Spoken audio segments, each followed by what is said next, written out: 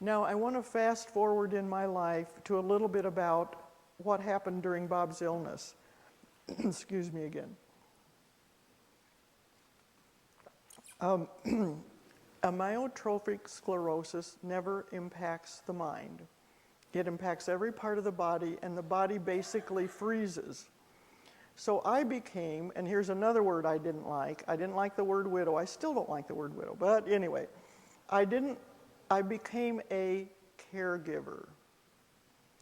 Now, I want everyone in this room who has ever been a caregiver for anyone, whether you are a dad, mom, mate, whatever, if you've ever been a caregiver, either stand or at least raise your hand. Okay, all of the I'm going to push you a little bit. Do you have the courage to stand? If you've ever been a caregiver, stand. And I know that's hard for some of you. Okay, you know what I have for you this morning? I want to applaud you.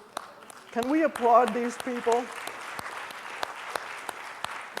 And for those of you who, some tears are flowing, right? Has anyone ever applauded you for that?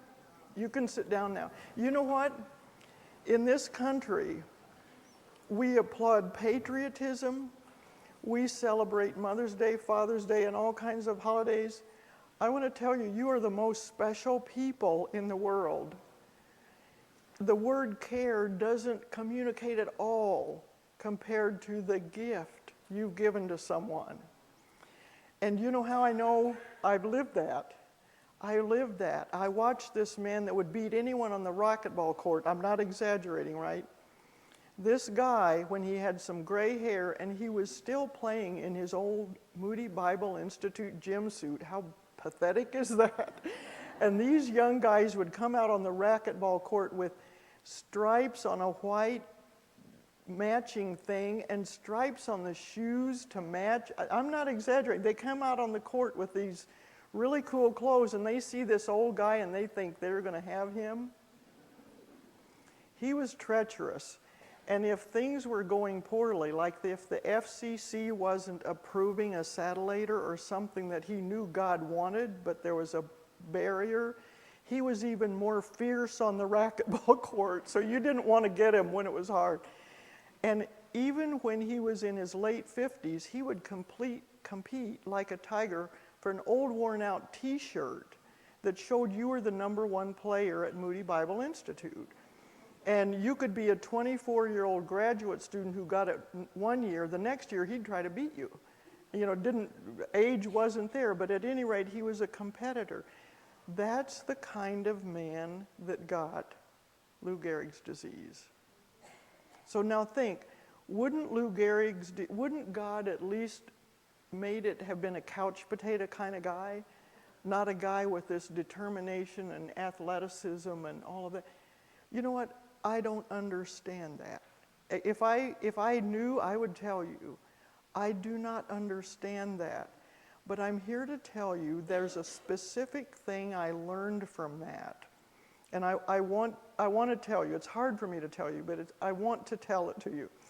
There's a specific thing I learned from that showed me that God got more glory because it was so much the wrong disease for Bob. I mean, and you know how I know that? I lived with him 24/7. He didn't go play racquetball and then come home and sit on the couch all night. He's out on the lawnmower telling the other kid, get on the lawnmower, and he could keep up. I mean, that was the way he was. Lord, why did he get Lou Gehrig's? Why did this man who is going to come to a place where he can't move but has this bright mind, why did he have this disease? And I'll give you one example of what God did with it. At the very end, the last basketball season, where all three of my grandsons, and by the way, they're all adopted, and they all look like some of you. They don't look like me. They're all black. They're all black. And I forget that I don't look like them, and I take them on road trips, and then later on, someone will see me somewhere and say, didn't I see you with, why did they notice me? Well, maybe because I didn't belong. I don't know, but anyway. But Bob loved those three little boys, and they came to our family from Department of Children and Family Services in Chicago. And that's not a good place to come from, but that's where they came from. And Bob insisted we take him to every one of their basketball games in his last months. So we're in a van with this 400-pound chair, and in the bag hanging on the back of the chair that says Bulls, you know what we got in there? Morphine. And he wants to go to every game, and because they're almost all the same age, they would play either near time or sometimes in the same game, but sometimes back-to-back games. And when they finished playing their game, no matter how they played, he would have them climb up, because he couldn't talk very loudly then, they would climb up and sit on his lap, and he would say into their ear their statistics. And he would say, you had this many rebounds, you had this many takeaways, you had this many attempts, you had this many points that went in. And he had all of that. I mean, this brain is going, and they might have climbed up on his chair thinking, oh, we didn't win, or I missed that one. By the time they climbed down, those shoulders were back, and he would say, Michael Jordan didn't have stats like that when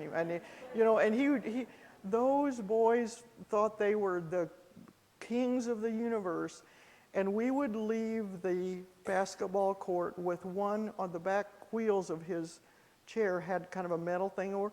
One would stand on each chair, and one would sit on his lap, and he would let him guide with the joystick, and that scared me, but who am I? I'm just following with the morphine, So it's like, and off we would go. And I thought, people probably think, what is that lady dragging that ill man to these noisy chairs? He would not have missed it and you know what? If he wants to go, I'll die getting him there. We'll load up and we'll be there, and this is how it is. But now, I have told you that for a purpose. I want you to know that, is that the ice cream truck? Don't all leave for ice cream. We got better food.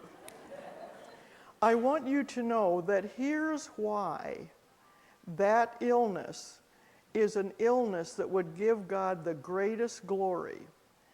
People knew that about Bob. The people that knew him realized that he was this amazing man that traveled the world and had all this energy. And so here's what I think happened, and God and I had to wrestle about this, and for those of you who don't wrestle with God, I admire you. I wish I were more like that, but I'm just saying I had to understand it. I just had to understand it. And here's what God showed me. It was as if it were a situation like Job, where Job had led a good life, and the evil one said to God, he's led a good life because look, he has all these blessings. So if you take away your hand of blessing, he'll reject you. He'll deny your name. And I gained an understanding that something like that, I'm sure, happened beyond the realms that I see. And the evil one might have said to the Lord, look, you let him work in the job that was his calling from day one. He wanted to be a broadcaster for Moody, and he did it for 40 years. So you let him do that. So we're going to make it so he can't do that, and he won't be such a positive encourager. Okay, you gave him a family. You want to see those kids grow up. He wanted to see those grandsons grow up like you wouldn't believe.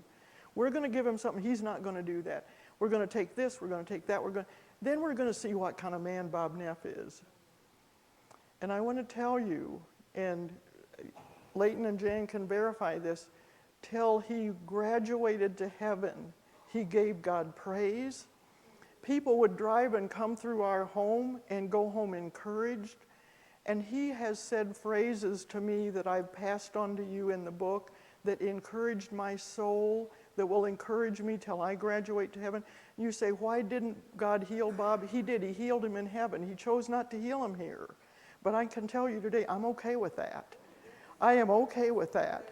And here are a couple of phrases he said to me. One of the things he said to me is, because we would talk about all this, we knew what was coming. He would say, God's not napping. God is not napping. It isn't like, okay, the amyotrophic sclerosis, whatever, that virus was sneaking around and God went to sleep and it got into Bob. No. No surprises here. God was not napping.